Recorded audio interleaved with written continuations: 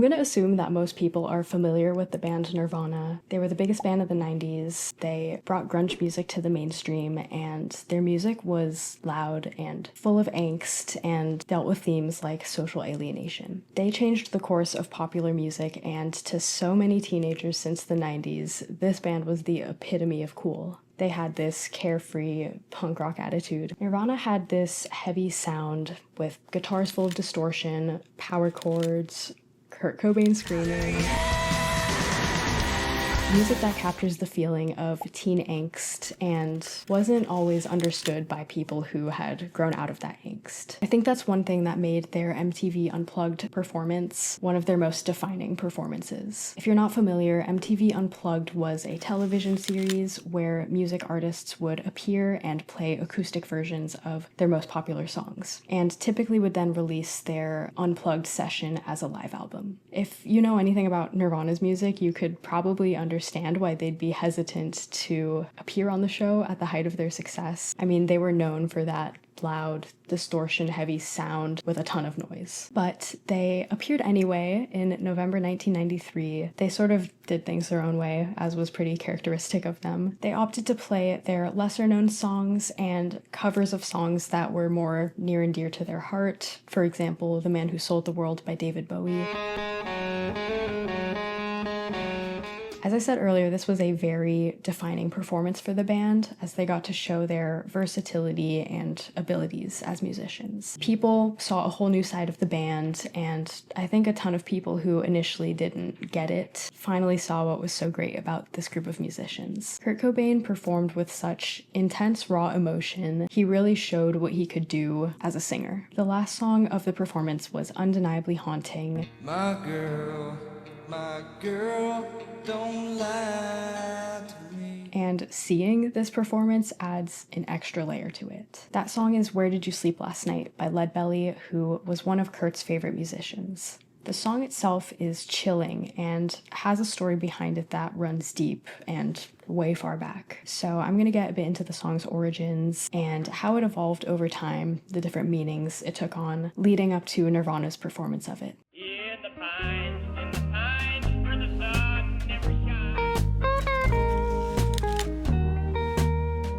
Before Nirvana played their last song of the night, Kurt Cobain introduced the song as a song by Leadbelly, who was an American folk and blues singer in the early 1900s. Leadbelly called the song Where Did You Sleep Last Night, but he also had a few different versions called Black Girl and In the Pines. Leadbelly, it turns out, was actually not the original author of the song. It's actually a song called In the Pines, and it's a traditional American folk song dating back to the 1800s. There have been so many versions of that song across time, and it's gone by so many different names. In the Pines is believed to come from the southern Appalachian region of the United States, which includes eastern Tennessee and Kentucky, western North Carolina, and northern Georgia. Traditional Appalachian folk songs were derived from ballads, hymns, and fiddle music from the British Isles. They were passed from one generation to the next by word of mouth, so that's why folk songs often can't be traced to an original writer, and why the origins are pretty foggy. One category of these folk songs is the murder ballad, which is a type of ballad that commemorates or tells the story of shocking crimes in the oral tradition. At the time, these stories were also spread in the form of broadsides, where the ballad would be printed on a sheet of paper and then distributed across borders as a means of passing information from one region to the next. The lyrics of a murder ballad form a narrative around the lead-up and or aftermath of some sort of violent crime. In the Pines is an example of this. Most versions of it include the story of a railroad accident where someone is beheaded.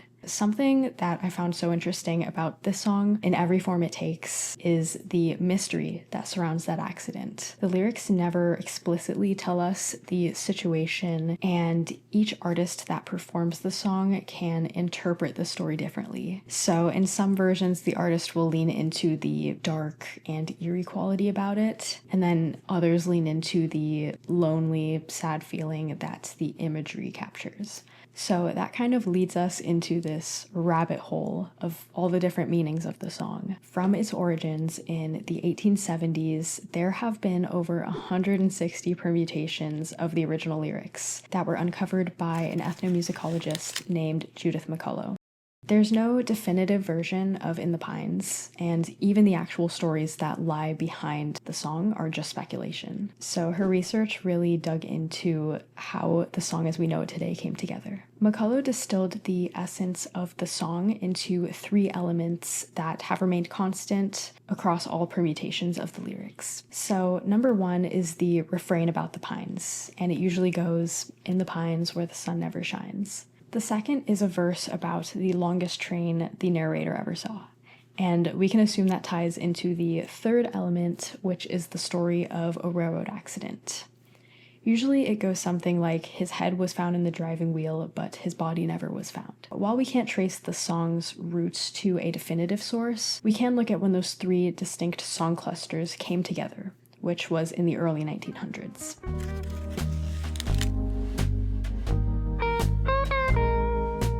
The first transcription of the In the Pines cluster of the song comes from 1917 in Clay County, Kentucky. These lyrics were compiled by a folk music collector named Cecil Sharp, and this version is titled Black Girl. The lyrics are, black girl, don't lie to me. Where did you stay last night? I stayed in the pines where the sun never shines and shivered when the cold wind blows." So this version is only 4 lines, and what we see in those lyrics is the confrontation, "Where did you stay last night?" the accusatory tone, "Don't lie to me," and the refrain, "In the pines where the sun never shines," and then also something about shivering in those pines. These are the elements we can recognize from Leadbelly's version that came 3 decades later. The next transcription that was uncovered is the first written record of the longest train element, originating in North Carolina in 1919. These lyrics were obtained by Professor Newman White when a student of his transcribed a song he heard black railroad workers singing as he passed by. The lyrics go, "The longest train I ever saw was on the Seaboard Airline.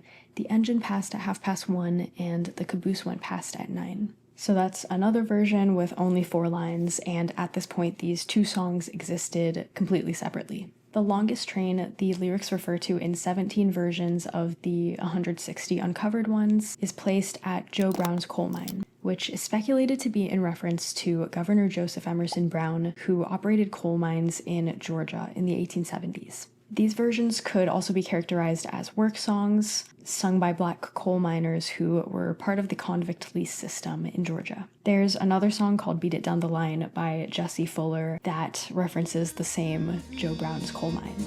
Down in Joe Brown coal mine.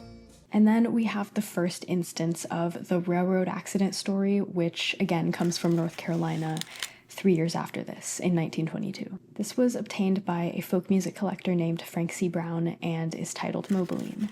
The lyrics are, "The prettiest girl I ever saw was riding a Mobiline. Her head was crushed in the driving wheel, her body was lost but found."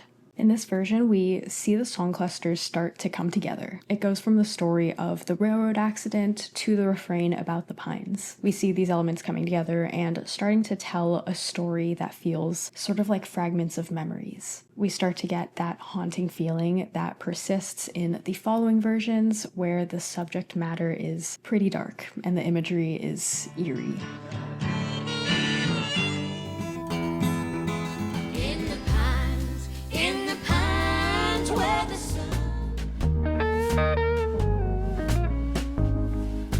Up until this point in the 1920s, the only records we have of the song are the transcription of the lyrics. But in 1926, we get the first commercial recording of the song, and it's performed by Doc Walsh in North Carolina. Where did you stay last night?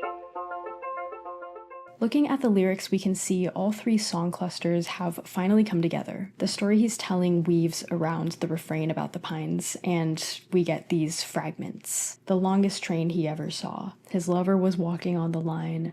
She gets hit by that train, and now his lover is gone. The train brings the man to stay in the pines. This next version has a different interpretation of the song. It's from 1941, and it's performed by Bill Monroe, who is also known as the father of bluegrass. The longest train I ever saw. these lyrics, the main focus is the train ride, and there's actually no railroad accident. Although this version is lyrically less stark, it kept that sort of haunting element to it through the music.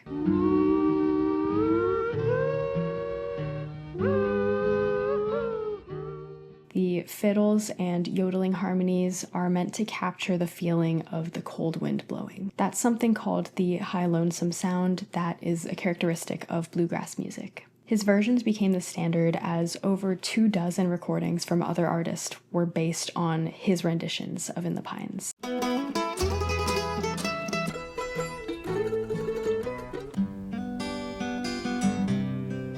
few years later, we get the version of the song that Kurt Cobain later covered, and the first version to go by the name Where Did You Sleep Last Night? It's from 1944 and performed by the folk and blues singer Leadbelly. This rendition really leans into the darkness of the song. If you give it a listen, you might notice it has these violent and chilling overtones that weren't present in other versions. I'm going where the cold wind blows.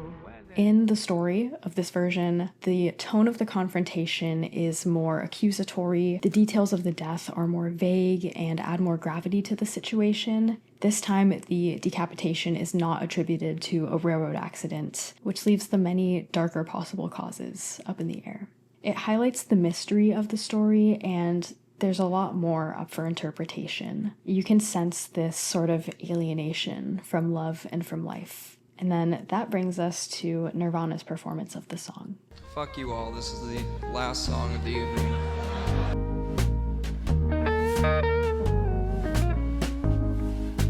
So I briefly gave a bit of context about Nirvana's MTV Unplugged performance at the start of this video, but now that we have a better understanding of the history behind Where Did You Sleep Last Night and the different meanings, we can dig a bit deeper. For the show, the band chose the set list, and despite pushback from the MTV producers to play more well-known songs, they ended the night with their cover of Where Did You Sleep Last Night? A performance which ended up being very unexpected and haunting. In the pines, where the sun...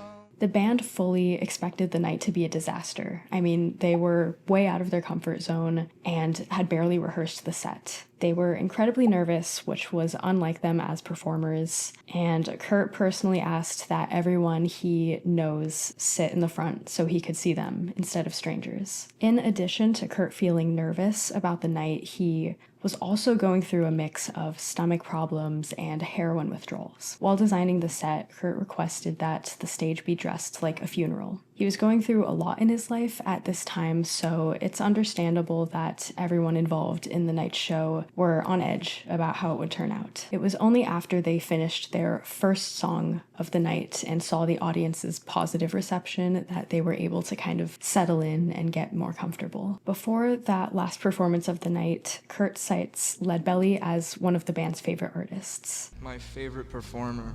Our favorite performer, isn't it?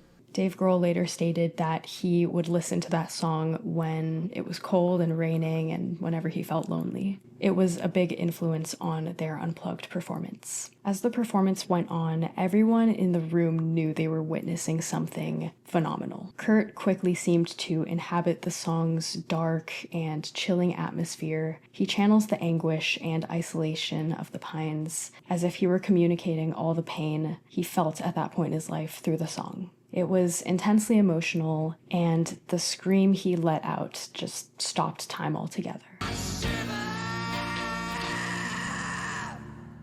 Kurt Cobain's performance that night took on an entirely new significance after his tragic passing just a few months later. MTV ran the special on a loop the weekend his death was announced, and fans were able to see him resurrected on the screen. With the set decorated like a funeral and the sincerity behind the vocals, people could now look to this as his own forecasting of his future. Even the feeling of isolation behind Where Did You Sleep Last Night can take on a different meaning in the context of his death. His performance of the song is undeniably one of the greatest live performances of all time.